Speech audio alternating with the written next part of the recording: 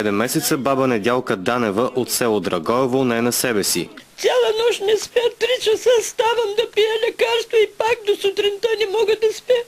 Аз съм на 85 години и заслужавам ли такава измама? Кошмарът започнал след като на 13 юни миналата година представител на Viva.com зарибил жителите на Драгоево да станат клиенти на услугата цифрова телевизия на Телекома.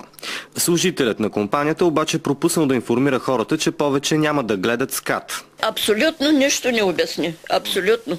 И аз не съм предполагала, че няма СКАТ. Аз без СКАТ не мога.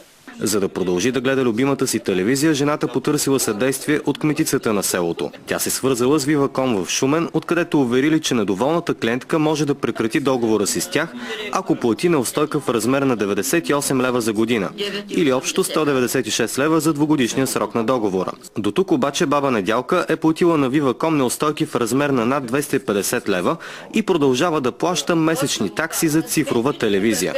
Викам, чинията е при вас. Кутията е при вас.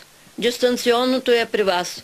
Аз каква услуга ползвам, за да ви плащам?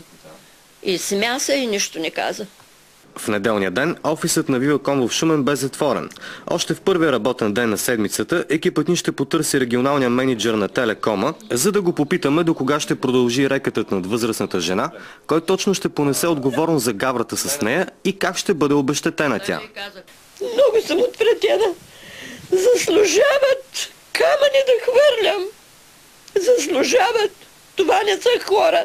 Те са без съвест.